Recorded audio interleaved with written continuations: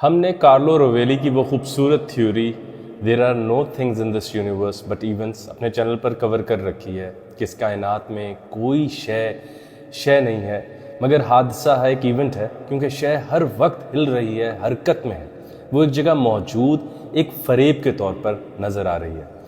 یہیں پر ہم نے اس تھیوری کو انٹیگریٹ کیا تھا علامہ محمد اقبال نے، جو ان سے تقریباً 80 سال پہلے یہ بات کہہ گئے تھے ساکی نامہ میں، فریب نظر ہے سکون و ثبات۔ یہ جو شے کا سکون تمہیں نظر آ رہا ہے نا کہ سامنے پڑی ہے اور ہل نہیں رہی، بالکل موجود ہے، تڑپتا ہے ہر ذرہ کائنات۔ یہ جن چھوٹے چھوٹے ذرات یا فنڈامنٹل بلڈنگ بلاک سے مل کے بنا ہے، وہ ہر وقت حرکت میں ہے۔ یہ بڑی ہی عجب اور خوبصورت بات ہے۔ یہاں سے ہمیں یہ پتہ چلتا ہے کہ فزسسٹ جب بھی کسی حد پر پہنچے اور اس حد کو توڑنا چاہتے تھے تو انہوں نے کسی شاعر کو پڑھا، کیونکہ وہ علامہ اقبال کا قول ہے نا کہ only infinity is known to poetry and they can encompass infinity better than the mathematicians۔ ہم یہ بات جانتے ہیں کہ اسٹیفن ہاکنگ بہت زیادہ متاثر رہے ایلیٹ سے۔ اسی چینل پہ ہم نے آئنسٹائن اور ٹیگور کی ملاقات کور کر رکھی ہے کہ کیسے ایک فزسسٹ ہوتے ہوئے وہ ٹیگور سے ملے اور کہا کہ بتاؤ حقیقت کیا ہے، اور اس زمانے میں دونوں شخصیات نوبیل لے چکی تھیں۔ یا اوپن ہائمر نے جب وہ بلاسٹ ہوا تو بھگوت گیتا کی وہ آیت پڑھی، یا شروڈنگر جو کہ کوانٹم فزکس میں اتنا بڑا نام ہے، وہ اپنشد سے کیسے متاثر تھے۔ یہ بڑی ہی خوبصورت اور عجب باتیں ہیں۔ نیل بور کا ذکر کرنا بہت ضروری ہے، وہ ولیم بلیک سے بہت متاثر تھے۔ ان کی کتاب ہے on the marriage of heaven and hell, William Blake کی، وہ بھی ہم کبھی کور کریں گے، بالکل مختصر سی کتاب ہے۔ تو وہاں پر وہ ڈویلٹی آف یہ جو کیا کہیں گے لائٹ کے اوپر، وہ marriage of heaven and hell کو سمجھ رہے تھے کہ حقیقت کو اپنے متضاد کی ضرورت ہے، اور حقیقت کو ایک طرح سے باندھنا حقیقت کے ساتھ عقل کی ضد یا چڑ ہے۔ تو ہو سکتا ہے حقیقت بیک وقت دو سطح پر موجود ہو۔ تو وہ ولیم بلیک کو بور بہت پڑھ رہے تھے۔ تو یہیں پر آج ہم فزکس کے اوپر دیکھیں گے کہ غالب کی کیا رائے ہے۔ آپ دیکھیے کہ 18ویں صدی کا ایک شاعر، اور وہ کوانٹم فزکس سے پہلے اتنی بڑی بات کر گئے ہوں جو کوانٹم فزکس نے بہت بعد میں دریافت کی ہو۔ اس میں کمی کوتاہی ہمارے سب کانٹیننٹل کلچر کی ہے کہ ہم اپنی انڈیجنس تھاٹس، اپنے شعراء کی باتوں کو اس طرح سامنے نہ لا سکے، جیسے اسٹیفن ہاکنگ ایلیٹ سے بار بار متاثر ہوئے، تقریباً اپنی ہر کتاب میں کوٹ کی، اور آج ہی میرا دل تھا کہ میں اس پر ایک علیحدہ ویڈیو ضرور بناؤں گا۔ یا بور اپنے آئیڈیاز کو بہتر طریقے سے سمجھنے کے لیے ولیم بلیک کو پڑھ رہے ہیں، سمجھنا چاہ رہے ہیں۔ آئنسٹائن جو کہ انڈسپیوٹڈ ذہین ترین انسان ہے، وہ ٹیگور کو پڑھ رہے ہیں۔ یہ بہت اہم بات ہے کہ ہم اپنے معاشرے، کم از کم پاکستان میں سمجھتے ہیں کہ فزکس کے نظریہ ٹیچر نے بورڈ پر لکھی لیے، میں نے ذہن میں ٹھوس لی تو فزکس آ گئی۔ بھائی یہ فزکس کا حافظہ ہے۔ فزکس شے کو نئے سے نئے معنی دینے کا نام ہے، حقیقت کو بہتر طریقے سے جاننے کا نام ہے، اور صرف ایک اچھا فزسسٹ جانتا ہے کہ علم تغیر کے اصول پر کھڑا۔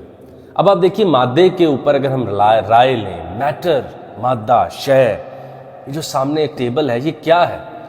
تو غالب کی طرف چلتے ہیں۔ غالب کہتے ہیں کہ ہستی کے مت فریب میں آ جائیو اسد، عالم تمام حلقہ دام خیال ہے۔ ہستی کے مت فریب میں آ جائیو اسد، یہ شے، یہ جو ہستی، ایک اینٹٹی کو دیکھ کے اس کے فریب میں مت آ جانا۔ عالم تمام، پوری حقیقت، شے، کائنات، کل، یہ تو شعور سے اپنا معنی مانگ رہے ہیں۔ اب یہاں پر ہم تھوڑی سی وہ گفتگو کر لیں، مطلب کچھ باتیں میں نے لکھ بھی رکھی ہیں، میں بھول نہ جاؤں۔ سائنٹیفک باتیں بعد میں رکھتے ہیں، پہلے ہم یہ لے لیں کہ غالب کہنا کیا چاہ رہے ہیں۔ غالب یہ کہہ رہے ہیں کہ جو شے ہے وہ شعور کی متلاشی ہے۔ شے خود ڈھونڈ رہی ہے شعور کو تاکہ شے اپنے وجود کو ظاہر کر سکے۔ یہاں پر بھی آپ ہمارا آئنسٹائن اور ٹیگور والا پڑھیں تو ٹیگور نے کہا تھا کہ حقیقت فقط اور فقط ہیومنز کے اوپر ریلائی کر رہی ہے، اس کے علاوہ اور کیا ہے؟ بتائیں، آپ بتائیے۔ اور دوسری بات جو غالب ہمیں بتانا چاہ رہے ہیں کہ جو شے ہے وہ اپنی وضاحت اپنے آپ سے نہیں، شعور سے مانگتی ہے۔ اور احمد جاوید صاحب وہ جو ہمیں بات کہتے ہوتے ہیں کہ شعور کہتے ہی اس کو ہیں جو شے کو سود دیتا ہے علم کی صورت میں، کہ تیرا نام یہ، تیری ڈائمنشن دے، تیرے ایٹم کو آج میں ایسے پکاروں گا، میں نے اس کے بھائی شے اس کو اتنا نہیں جانتی، مگر علم بھی سود کی طرح دیا جاتا ہے۔ تو ہستی کے مت فریب میں آ جائیو اسد۔ اب آپ دیکھیں کہ ابھی ہم غالب کلاسیکل فزکس کے دور کے آدمی ہیں، یعنی کہ تب نیوٹن کی فزکس ہی اہم اور اسٹرانگ تھی، اور اسی کو وہی ایک گرینڈ نیریٹو سمجھا جاتا تھا۔ کہ چیزیں اپنی حقیقت میں اسٹیبل ہیں اور for every action there is a reaction. Gravity جو ہے وہ چیزیں ایک دوسرے کو اپنی طرف کھینچ رہی ہیں, وہ جتنا فاصلہ دور ہوتا ہے اس کی انرجی کمزور ہوتی ہے. آئنسٹائن آئے اور انہوں نے چیزوں کو توڑا اور پھر ہمیں آبزرور ایفیکٹ کا پتہ چلا کہ حقیقت میں ایک آبزرور شامل ہوتا ہے. یہ یونیورس پارٹیسپیٹری یونیورس ہے, اس میں شعور کا مشاہدہ لازم ہے, مشاہدہ شے کی ضرورت ہے, مشاہدہ حقیقت کی سب سے بڑی ضرورت ہے اور اس کے بغیر کچھ بھی نہیں ہو سکتا. اور شے اپنا وجود مستعار لیتی ہے شعور سے, یہ ایک بہت ہی اہم بات ہے. تو شعور ایسا مقام ہے جہاں چیزیں موجود ہوتی ہیں, چیزیں اسپیس ٹائم میں موجود نہیں ہیں. وہیں تو غالب کہہ رہے ہیں کہ ہستی کے مت فریب میں آ جائیو اثر. ان کو زمان و مکان میں دیکھ کر یہ مت سمجھنا یہ وہاں ہے. ارے بھائی ان کے وہاں بھی جو بیان کر رہا ہے وہ یہاں ہی ہے. تو یہ شعور کے اوپر ڈیپینڈنٹ ہے. یہ یونیورس پارٹیسپیٹری یونیورس ہے. اگر ایک اور تھیوری جو بھی غالب کے بعد آئی وہ ویلر کی مشہور تھیوری ہے, اس کے اوپر بھی ہم علیحدہ مکمل گفتگو کریں گے. وہ ہے اٹ فرام بٹ. کسی بھی شے کو ہم اٹ کہہ کے پکارتے ہیں.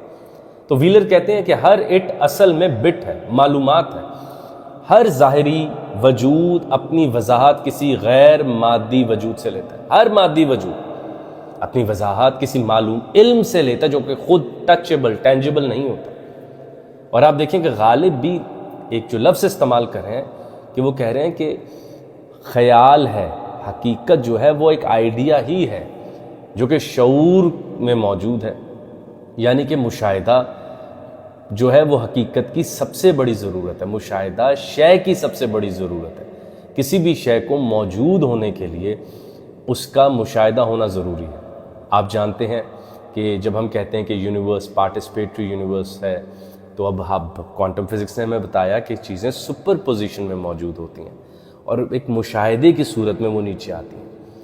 اور جو لوگ کوانٹم فزکس کو ذرا اس کی ایبسرڈ سائڈ کو بہت غور سے یا بہت ایک جذبے سے پڑھتے ہیں وہ یہ بات جانتے ہیں کہ ہم یہ بات بھی اب سننے میں آ رہی ہے کہ حقیقت اپنا رویہ, یہ شے اپنا رویہ تبدیل کرتی ہے جب اس کا مشاہدہ ہو رہا ہو یا جب اس کا مشاہدہ نہ ہو رہا ہو. تو ہستی کے مت فریب میں آ جائیو اثر.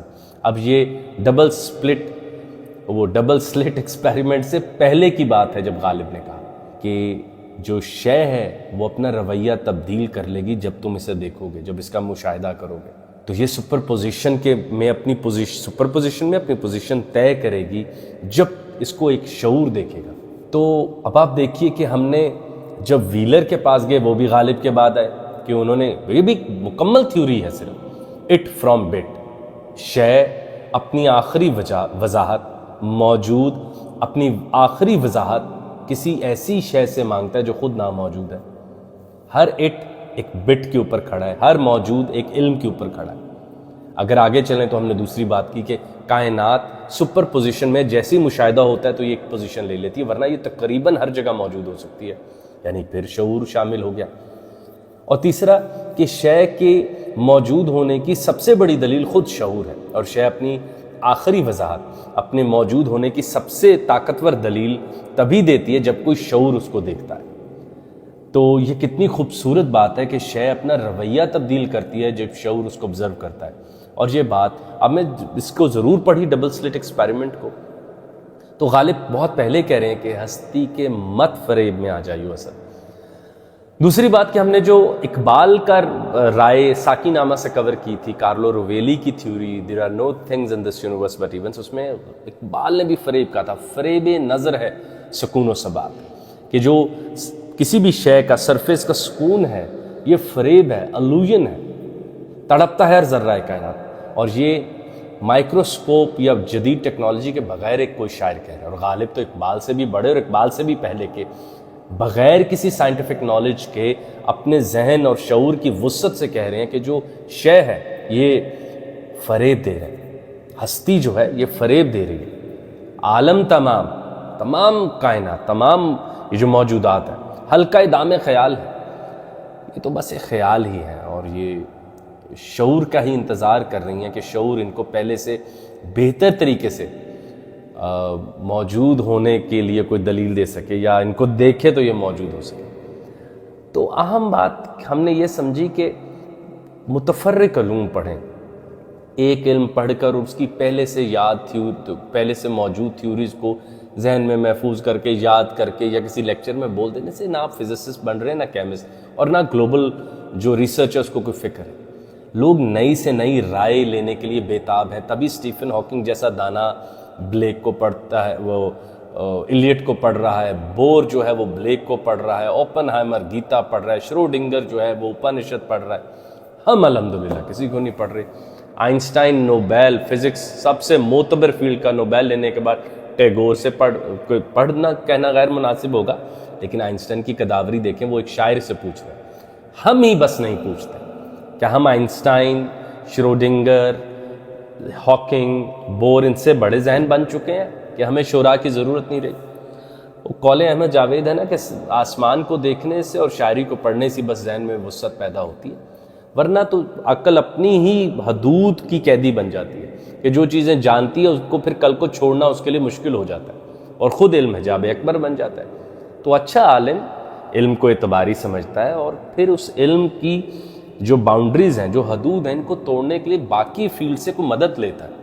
اس میں سر فہرست شاعری ہے, کیونکہ اگر آپ انفینٹی کو چکھنا چاہتے ہیں, اگر آپ انفینٹی کے اوپر رائے دینا چاہتے ہیں, اگر آپ کسی بھی شے کی حد توڑنا چاہتے ہیں, تو آپ کو شاعری چاہیے تاکہ آپ چیزوں کو ایک اور زاویے سے دیکھ سکیں. جیسے یہ آج کی کوانٹم فزکس شاعری سے زیادہ ایبسرڈ ہے, شاعری سے زیادہ اس کے لیے حتیٰ کہ بڑے بڑے سائنسدان کہہ گئے کہ سپوکی ہے. یار یہ تو بس ایک عجب سی ہے, اس کی سمجھ ہی نہیں آ رہی. تو جب شعراء کی باتوں پہ کوئی خیر ہمارے پاکستان میں تو مجھے دیکھنے کو بھی ملا, ان کو اندازہ ہی نہیں شاعری کیا ہوتی ہے. وہ سمجھتے ہیں ردیف سے قافیہ مل جائے وہ شاعری ہوتی ہے. وہ یہ جانتے نہیں کہ it is a parallel form of knowing. اسی چینل پر ہم نے ایک ویڈیو کور کی تھی, theory of every thing and poetry. شاعری خود تھیوری آف ایوری تھنگ کی ایک قسم ہے. ایک مصرع ہے, پڑھو تمہیں کل کائنات کا معنی مل جائے گا. یہی فزکس کی اٹیمپٹ ہے یا کسی اور فیلڈ کی بھی ہوگی. تو شعراء تو یہ اٹیمپٹ بہت پہلے سے کر رہے ہیں کہ بڑی بڑی کہانیوں کو سمیٹ کے ایک مصرے میں لا رہے ہیں جس کو پڑھنے کے بعد, چکھنے کے بعد تمام حقیقت آپ پر کھل جائے. کیوں ان کا حق نہیں ہے؟ یہ کتنی غیر علمی بات ہے کہ ایک ہی طرح کا علم یا ذہن طے کرے کہ کل اور حقیقت کیا ہے, اور وہ علم جو کھڑا ہی ریفیوٹیشن اور ایوولوشن کی بنیاد پر. تو تمام دانا لوگ, کم از کم عقل مند لوگ شعراء سے پڑھتے بھی رہے, سیکھتے بھی رہے اور اسے انٹیگریٹ بھی کرتے رہے. اس میں پھر ہم نے ایک جو ویڈیو کور کر رکھی ہے وہ شروڈنگر اور اپنشد کا تعلق ہے. شروڈنگر نے جو نئے نظریات کوانٹم فزکس کے داخل کیے, اس کے اندر سب سے بڑی بات اپنشد تھی, جو ایک ڈیوائن ٹیکسٹ ہے ہندوازم کا, اور اس کو پڑھا اور اس کو شامل کیا کہ یار ہم نے مادے کو جیسے دور دور سے دیکھ کر سمجھا, ہم نے مادے کو آج تک شعور کے ساتھ رکھ کے دیکھا ہی نہیں کہ شعور تو مادے کی سب سے بڑی ضرورت ہے. اور آپ دیکھیے کہ غالب نے بغیر سائنس سے, بغیر کسی ٹیکنیکل نالج, سائنٹیفک نالج کے ایک خوبصورت بات کی کہ ہستی کے فریب میں نہیں آنا چاہیے, ہستی کے مت فریب میں آ جائیے وہ سب. اور ان ویڈیوز کا کسی قسم کا مقصد ایک اینٹی ریشنل, اینٹی کریوسٹی پیدا کرنا نہیں ہے, یہ کوئی نہیں ہے کہ بھئی صرف شاعری پڑھو, یہ تو خود ایک جہالت ہو جائے گی. علوم کو مل کر پڑھیں, جہاں ایک علم کی حد طے ہوتی ہے اس کو توڑنے کے لیے دوسرے علم سے کوئی رائے لیجیے. اور ابھی جو ہم نے غالب اور لیڈرشپ کی بات کی, اس میں بھی یہی بات تھی کہ ہم اب اپنے انڈیجنس کلچرز کی بھی رائے ان سائنٹیفک علوم پر دیں اور انہیں کہیں کہ ہم ایسے کائنات کو دیکھتے اور سمجھتے ہیں. تو جو آپ نے یونیورس کو وہ ڈس انچینٹڈ کیا ہوا ہے, ہمیں وہ انچینٹڈ ہو کے زیادہ بہتر سمجھ آتی ہے. تو غالب کو پڑھیے, غالب سے سیکھیے اور غالب کے اشعار سے کوئی نئی وسعت ذہن میں لائیں. اور جو کوئی بھی علم آپ اسکول, کالج, یونیورسٹی میں حاصل کر رہے ہیں اس میں غالب کی رائے, شعراء کی رائے شامل کر رہے ہیں اور کہیں کہ دیکھیں ہم اس طرح بھی دیکھ لیتے ہیں. اس وقت تک ہم یہ نہیں جانتے مادہ کیا ہے, اس وقت تک ہم یہ نہیں جانتے گریوٹی کیا ہے, وقت آتا کہاں سے. اسپیس تو چلو بگ بینگ وہ پوائنٹ آف سنگولیرٹی سے پھوٹ کے آ گئی, وقت کہاں سے, وقت کا فاؤنٹین کہاں ہے, وقت کا فوارہ کہاں ہے جو سراب کر رہا ہے. تو کیا ہمیں منع ہے ان چیزوں پر رائے دینا؟ آپ مادے کا آپ بتائیں نا کہ فنڈامنٹل بلڈنگ بلاک ایٹم, اس کے پیچھے ہم چلے گئے نہیں, ایٹم بھی الیکٹران پروٹون پہ کھڑا ہے, اس کے نیچے آگے کوارکس لیپٹونز ہیں. بھائی وہ کس پر کھڑے ہیں, آپ رائے دیں. آپ کو تو کسی سائنسدان نے منع نہیں کیا. اور شعراء سے پوچھیں, کیونکہ جب آپ سائنٹیفک مائنڈ نے بہت ایگزاسٹ کیا اپنے آپ کو, اتنا لکھا ہے, یہ دیکھیں جو معجزات کی دنیا بناتی, مگر اب جہاں وہ رک گئے ہیں وہاں آپ جائیں اور کسی لوکل تھنکر سے پوچھیں کہ بتاؤ یہ جو مادے کا سب سے چھوٹا ذرہ ہے جس سے وہ مل مل کے بنتا ہے، بتاؤ وہ کیا ہے؟ آپ دیکھیں کہ ویسٹرن دنیا کتنی لبرٹی سے اسٹرنگ تھیوری، یعنی ایک اسٹرنگ ہے جو بس ہے اور بس وہ ایک انرجی ہے، اچھا بھائی وہ ٹچیبل نہیں ہے تو پھر کل ٹچیبل کیسے ہے؟ تو یہ ہمارے ذہن کی ایسی باتیں ہوتی ہیں۔ بڑی معاشرے، بڑے سماج بہت زیادہ رائے لینے کے انتظار میں ہیں، اور میں نے یہ جو نام لیے مغربی سائنسدانوں کے، انہوں نے بڑے شوق سے اپنے سائنسدانوں کو اور مشرقی کتابوں کو پڑھا۔ اب ہماری ذمہ داری کہ ہم اپنے تھنکرز کو ان کے سامنے رکھیں۔